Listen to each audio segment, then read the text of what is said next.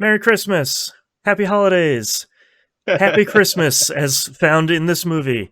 It's season Um, 10 of Critical Misses. I'm your host, Boston. Joining me as uh always is Moonpier. Howdy, and also happy No, not Passover. Uh, I'm terrible. I've forgotten the Jewish holiday for this time of the year. Hanukkah. There we go. Thank you. There you go, I know yes. Kwanzaa, which is Right. which is weird, but Festivus for the yes, I rest of only us. Yeah. know Kwanzaa because of Futurama. Okay. Well, this is we're gonna do a quick twofer here for Christmas. We're gonna watch Uh-huh. we we regrettably did not record the production meeting for this season, which I have a feeling we should probably do for future seasons, because they are always kind of a fun trip. Do we want But to do a quick behind the curtains here and let everybody know yeah, when we're recording this? yeah, we're October. But we had a real good conversation about, this will come out for patrons during the month of December. These two episodes, I believe, next episode will be coming out on Christmas Eve. And we thought the discussion started off with, "Whoops, we missed October, so we couldn't watch any Yes. sort of Halloween related movies. So let's try and do something for Christmas." And I think we wanted to, our first stab at this was, well, let's watch a famous, I think you had floated the idea, let's watch a famous American Christmas movie, and let's watch a Mhm. famous British Christmas movie. We'll kind of do a cultural exchange here. Yeah, we'll cross the streams, so to speak. Yeah, that conversation was fun of like, oh, I bet you haven't seen this. It's like, no, I've seen that. And it's like, oh, have you seen this? Yes, I have seen that a lot. So we found out we've seen a lot of Christmas movies, except for Yeah. these two. I am the odd one here. I am missing a lot of the American Christmas classics, but there's a Hmm. lot of them that we vetoed because, oh boy, some of them are dated and some of them have people in I just don't want to see. Like, for Well, example, I have never seen the National Lampoon's Christmas Vacation, hmm but I one of despise my the National favorites. Lampoon's movies. Right, So, therefore, I vetoed that one. right. Don't hate those. And we very rarely veto stuff here, because the show is largely about, um, let's try and broaden our sort of media horizons. Um, Mhm. but we vetoed stuff like Miracle on 34th Street because everybody's seen that. We've vetoed It's a Wonderful Life because that movie is saccharine garbage and everybody has seen it in history. Um, Except for me. yeah, we also um, sort of lightly skipped over A Christmas Story, largely because if you have spent any considerable time in America with a cable package, you have probably seen it about 30 times. So it is a classic, and it is sort of eligible for being on this list again in the future. But figured we'd watch two more recent ones, more recent Mhm. sort of being in the last 10 years. We're going to start with Arthur Christmas from 2011, which turns out to be one of my favorite Christmas movies of all time. Uh, Largely because, sort of counter to what I said earlier, it's not saccharine garbage, which I have a very low tolerance for. It is a very sweet story, and it is kind of a hopeful story, but it isn't, God bless us, everyone. Everybody wins at the end. Um, And do we want to talk about the direct connection between our last season and this season? Yeah, I was just going to talk about the all-star voice cast. Yeah, we're continuing a through line here where James McAvoy stars as Arthur Claus here, the main character, who you will be very surprised to know this is James McAvoy once you start listening to his voice, because I did not know it was him for a good long time. So James McAvoy, Hugh Laurie, Bill Nighy, Jim Broadbent, Imelda Stanton, and like 30 or 40 more people. Joan Cusack, Uh, Andy Serkis is Andy in there. Serkis, Robbie Yeah, like, Coltrane. yeah, if you have voiced a cartoon character at any point in your life, you're probably in this movie. It is it is star-studded. And for the record, if you hadn't figured it out by now, I'm the one who has not seen this one, Yes, in a fun little twist here. which I think is the spin for both of these. Like, you have seen both of these, yes, and I haven't seen either of them. yeah, I have seen and I like both of these movies very much. I especially like this movie. I think because um, it is genuinely very funny if you're kind of paying attention to a lot of what's going on, and it's a cool kind of story about sort of letting uh, other generations kind of take over. Maybe even if you don't think they're ready, maybe kind Mhm. of letting them step up and do their thing and do the right thing. Um, and it's a cool story. It's a cool twist on Santa and the North Pole and everything. Without Okay, go ahead. Oddman Productions. Yes. Okay, that now I'm hyper interested in this movie Okay. because if you're an American, you probably don't know Oddman Productions. You will know what they have made, but you don't know who they are. Hmm. Oddman Productions are famous for Wallace and Gromit. Yes, every single Wallace and Gromit thing is incredible, including the TV show, which is Mhm. really good. So they also made Chicken Run and Flushed Away, which might be a little bit more popular here in the States. But yeah, uh, sidebar: if anyone is listening to this and hasn't watched any of the Wallace and Gromit ones, literally watch any of them. They're all incredible. They're all like 10 out of 10. Mhm. But they are a Christmas staple. The Yeah. Wallace and Gromit movies are a Christmas staple in England, where it's like, oh yeah, which Wallace and Gromit is coming out this year? Mhm. And then if that doesn't happen, it's like, which Wallace and Gromit is going to be put on television this year? And Gotcha. 90% of the time, it was New Trousers, because Ah, that's a great that one. was the. It's it's probably one of the best. Yep. Oh man. Yeah. So Aardman and Sony Pictures worked on this. Okay. It is not a Pixar or DreamWorks film, which I feel like is part of the reason why I like it. Most Pixar movies are fine. A lot of DreamWorks movies are really solid. But I feel like Mhm. that's the two. It's like doing an anime challenge where it's like you watch some anime but don't watch Studio Ghibli. It's like you gotta cut some of the most Hey, hey, popular stuff out. I've said it before. I've only seen like three Studio Ghibli movies. Like, I haven't seen the big ones that everybody knows. Like, Oh, I okay. just haven't. Right. A future season.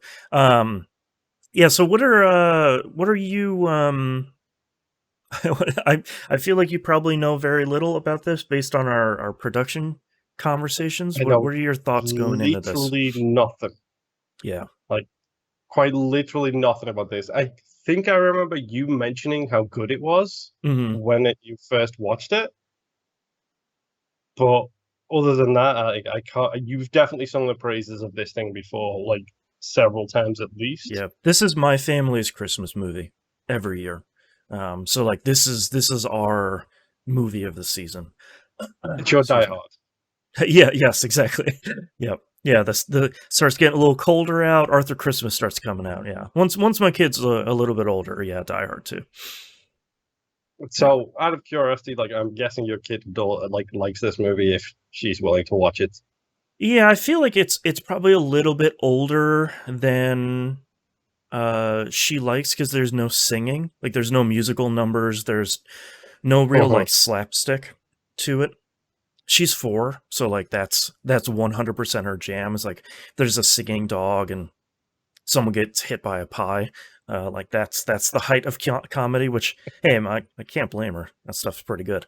But I think it's a little bit older, but I think it's a really good example of uh, like pretty solid for kids and pretty good for grown-ups. Bill Nye's character is especially really great. He has these little lines and little comments between other characters' lines that are really good. I missed some of them the first couple watches. Yeah, I mean, that's the key to it. That's the key to a good, like, Christmas movie, is it has to be good for kids and it has to be good for grown-ups. Yep. Like, most people miss that. Like, Yeah. Like, Yeah. don't get me wrong, I think Miracle on 34th Street is a fine movie. I've only seen like the more modern version of it. I haven't seen like the 1935 version or Oh, whatever. sure. That's the only But one that I've seen. but that movie is 100% all for adults. There's very little in there for kids. Yeah. Yeah, One could say, it's very slow. yeah, one could say the same for the Santa Claus. Like that's Yep. very much a grown-up movie. It's not a kids movie. Yeah. Like that's why Wallace and Gromit gets played every year. That's why the animated reindeer thing that I haven't seen gets shown every year in America. It's because it's one for kids. Right, like the Rudolph, the old Rankin and Bass film. Yes, Yeah. that thing. Yeah. Which I knew I recognized that art style from somewhere because Rankin and Bass are the same people who did the Lord of the Rings animated Yes. stuff way back Yeah. when. Yeah, they did. I forgot about that. Yeah. But yeah, I would agree. I think it's in that same. This and the next movie are sort of in that same vein of um, optimistic holiday movies that aren't saccharine. They're not like bottom of the barrel kids movies. Like my kid loves some real garbage movies. That like there's one especially that's animated at like 10 frames a second. It's really bad. She Mhm. loves it. But I feel like this is one of those ones where it's like it's made well, it's acted well, and it has a really solid story. Mhm. All right. On that note, should we go watch the film? Yeah, we probably should at this point. This is going to be really weird, by the way. Yeah, yeah. It's a very much a blind watching here, which is kind of exciting. Yeah. All right. Yeah, We'll be right let's go. back. Let's go watch it.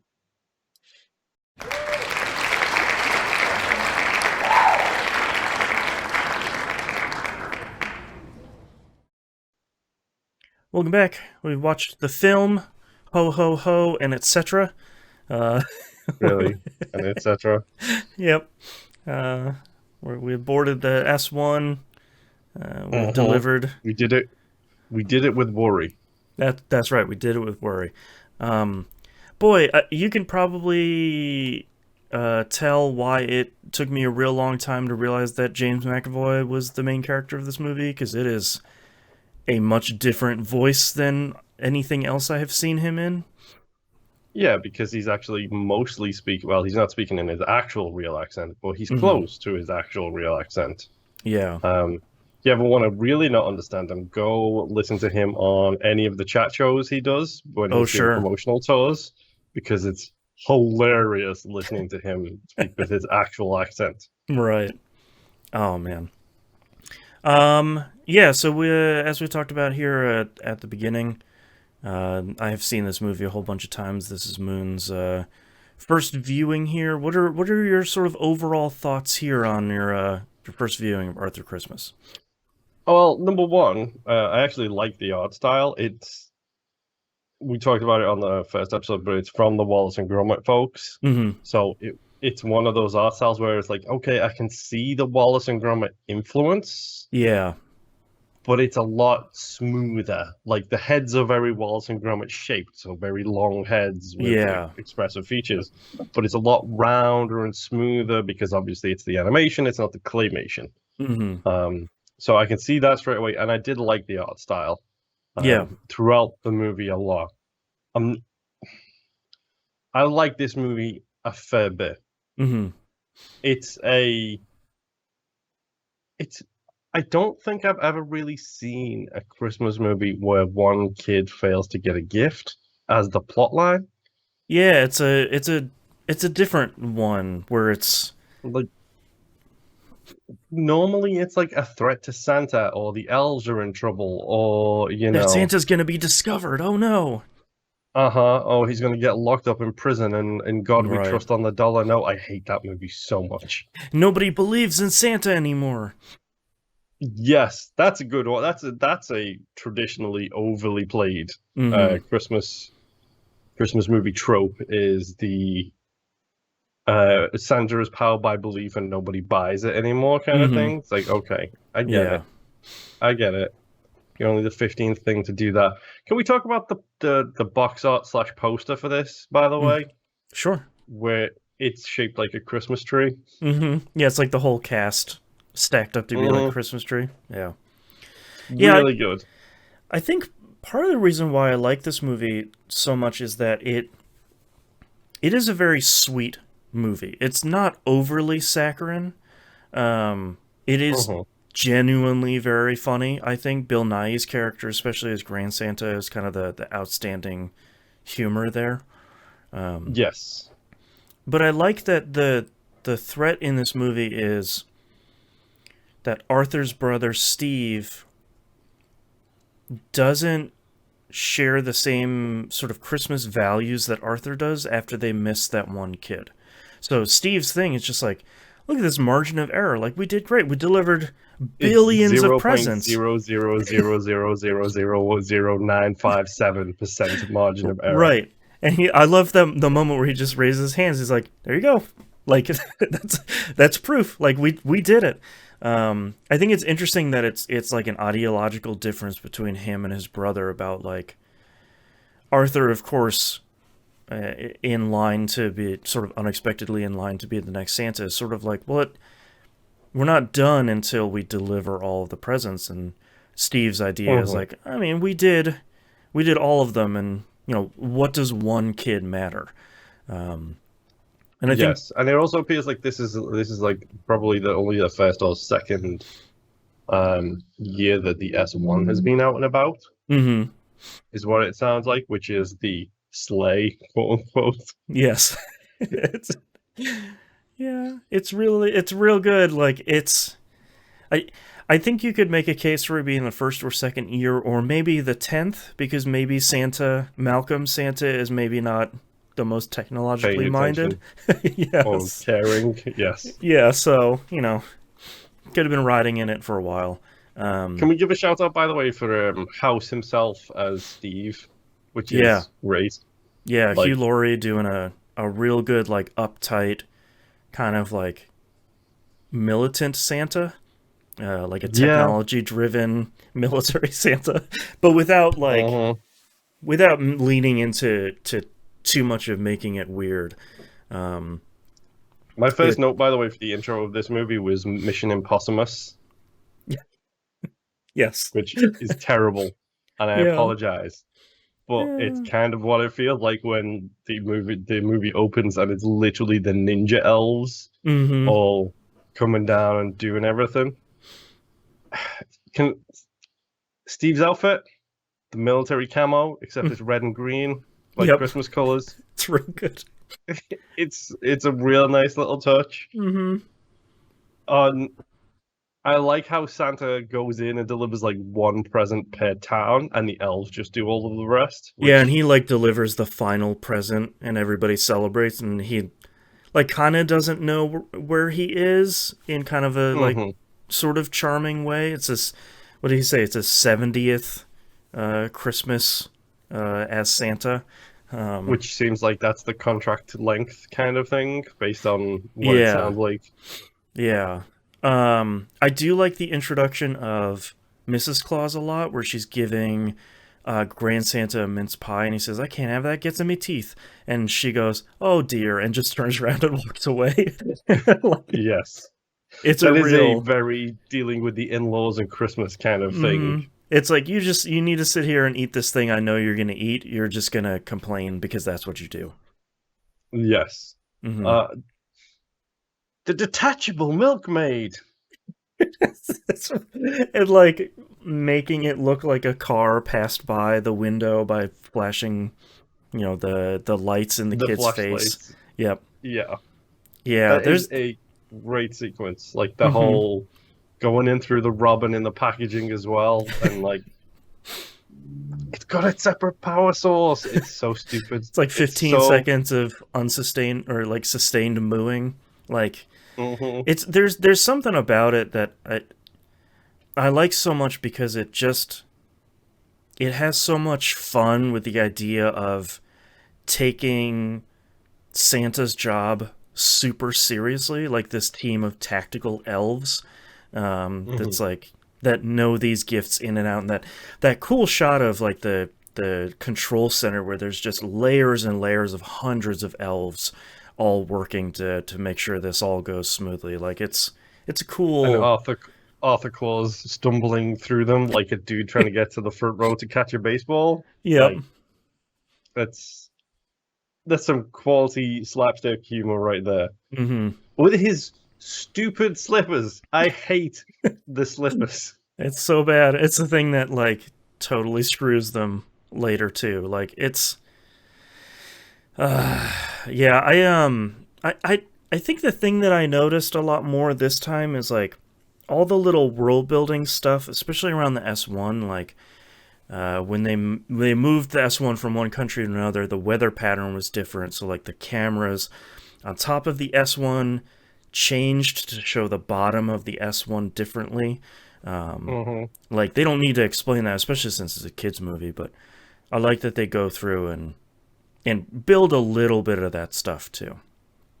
Yeah, and because it is quite confusing at first when all of these portals suddenly appear in the sky and the millions of elves drop out of them. It's just like, Mm-hmm. wait, where did they come from? Are they like getting teleported? It's Mm-hmm. like, no, they're just in like launch bays of this Yeah. giant spaceship. Yeah, and Which, go go ahead. ahead.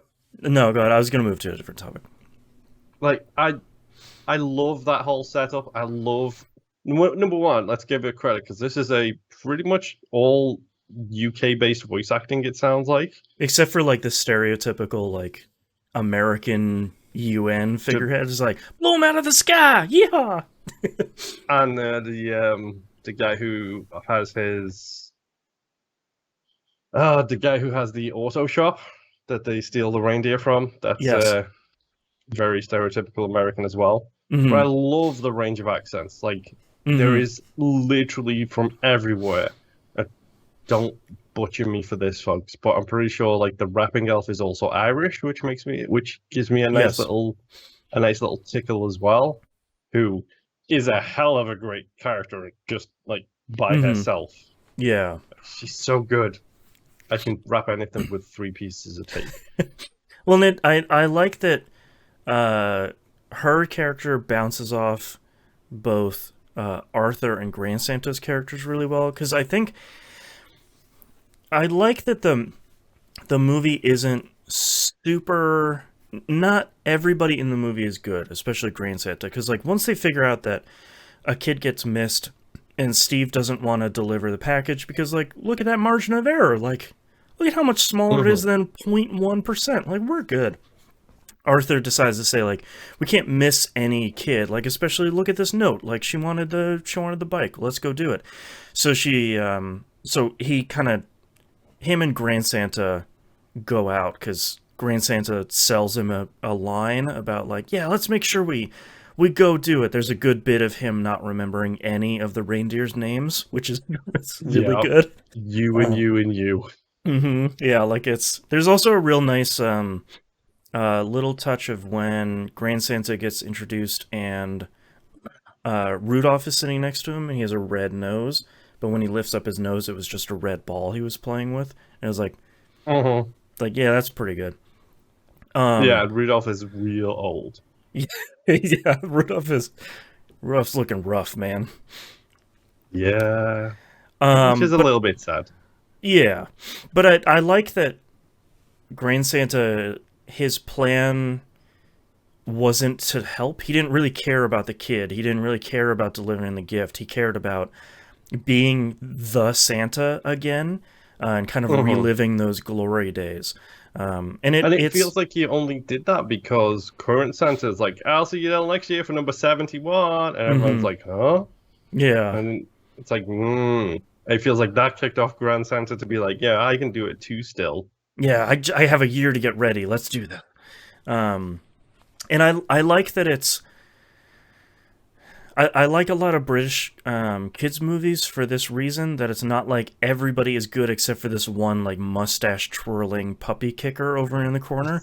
It's just like all of these people as part of the family, like Malcolm and Steve and Grand Santa, all have their problems. They're not being Santa or trying to be Santa for the right reason, Mm-hmm. but they're not inherently bad. Like Grand Santa isn't a bad guy. He just wants to relive the glory days again with this like rickety wooden sleigh he was supposed to destroy with a map that says there's still cannibals living here. Yeah, and Toronto doesn't exist on his map. Yeah, like it's very it's there. There's a lot of really good lines from Grand Santa, like in the background of a lot of scenes. Seems like Bill Nye was kind of having fun in this one. Oh yeah. Could we talk about his camouflage as well and how adorably cute it is that he has wooden frames that come out that make him look like something else? Yeah, yeah, like yeah. There's also that really good scene where they try to steal the like the electric light up reindeer, and they accidentally turn themselves into a UFO, which is really Oh, it's a oh. really good scene. Yeah, but I Which they only want that because Grand Santa wants a sleigh full of reindeer so he can take the photo mhm. and show it to Steve and kind of rub it in his face a little bit. Yeah, and it's really interesting because like I I like that almost everybody in the movie is flawed except for Arthur. Like you could probably say he's a little Oh, bit. Arthur is flawed too Yeah, because he's clumsy as hell. he's a chicken. He's a chicken. He Hmm. doesn't do well with a lot of things, and he lives in the North Pole and commits the cardinal sin. Close the doors, Arthur. We live in the Mm-hmm. North Pole. Yep. Yeah, and also Which he goes is to the wrong Treleu, like which is really yeah. great. Did you just put in the first Trulu that was on the GPS? Yes, you did. It was in Mexico. I like that both he and Malcolm do the same thing. it's just, Mm-hmm. it's really it's really good. Um, yeah, I'm trying to think of what else here um, to talk about. Uh, there's a great scene where the sleigh is kind of rapidly circling the Earth. So he needs to float up and Arthur needs to float up and try and intercept it in the air, which he definitely doesn't want to do. And Grand Mm-hmm. Santa and Bryony are both making him worry a lot, which is sort of floating him up in the air, and they're shouting increasingly harrowing things about a young child, which is it's really good. Yeah. Alcoholic by 9 is one of Right? them, which is one of my favorite lines. Yeah, the Bill Nye is real good in this one. That it would Mm-hmm. be my recommendation, even if you don't like, even if anyone listening doesn't like kids movies, just watch this one for Bill Nye. Just kind of like chewing the scenery in Yeah. this entire I movie. mean, like, let's talk about this because, like, I am not a Christmas person. I despise Christmas with a Hmm. passion. I despise most holidays and my birthday with a passion, to be completely honest. So this is why, like, when we were talking about doing Christmas movies, we've got a very big range of choices that I haven't seen Hmm. because I tend to I watch The Snowman, Hmm. which is a UK thing. I watch The Snowman, and that's pretty That's much about it, it. right? Oh, and the Doctor Who Christmas special normally is Oh, what is sure, my yeah, go-to. yeah. So like I haven't seen like I when I was a child I saw like the modern version of like Miracle on 34th Street. I've obviously Hmm. seen Home Alone. Don't even come at me with Die Hard. Hmm. Like, but all of the traditional Christmas movies I haven't seen because I want to rip my skin off while I'm watching them usually. Well, and that's part of the reason why I wanted to recommend this movie is I have a problem with, especially for Christmas movies, like overly saccharine. Like everybody's good. We just need to believe. Just clap and the fairy gets its wings again. Great. Like it just that stuff doesn't. That stuff really. I bounce off of it really hard, and that's part of the reason why I like this movie. Is like even at the end where the four of them are just trying to deliver a present to a kid, they Yeah. can't stop fighting about who gets to be Santa because they all want to be Santa except for the guy who like doesn't want to do it. Um, and I Yeah, like that and it like isn't like like they're overly all having sweet. that face off in the house, Hmm. and it's just like they're literally risking everything because people are coming down the stairs and they're Right. still arguing about who gets to do it. Right. It's so Yeah. stupid. It's so Yeah. good. Like, and again, monumental like voice acting cast in this movie. Mm-hmm. Yeah, Like, Malcolm is Jim Broadbent. Like, who, if you don't know him, he is the dad from Hot Fuzz. He is Nick Frost's dad in Hot Fuzz. yes. That's Malcolm. He was in Harry Potter too, as like the 5th or 6th movie too. I don't remember. Was he? Was he the Ministry of Magic? The lead No, of the Ministry? let me pull him up here. He was in Harry Potter and the Half-Blood Prince as I know. Oh, is Horace Luna's dad? Slughorn. No, Oh Slughorn. no. Okay, Slughorn. Yes, The collector. potions. Yeah, yeah. I thought he did a great job as Slughorn. Mm-hmm.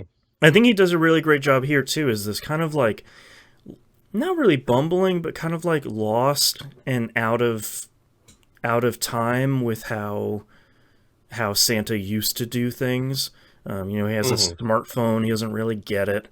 The S1 he clearly can't drive, although Mrs. Claus can because she did an online flight school, which is She did everything online, which is hilarious. It's really good. But yeah, I think it has a genuinely sweet ending about Arthur being the only right choice to be Santa. Even if he's not the 100% right choice. Right. And then it has a real good like before the credits thing of everybody being happy because they're kind of in the right place they need to be in the world. I also, the thing, speaking of Steve, one of my favorite characters in this movie, I totally forgot to mention, is his like assistant, this like sycophant assistant that's always like trying to brown nose him, and it's real. It's real. And as soon as Arthur returns as Santa, he's immediately like trying to cozy up to Arthur, as trying to get him his coffee order. It's real good.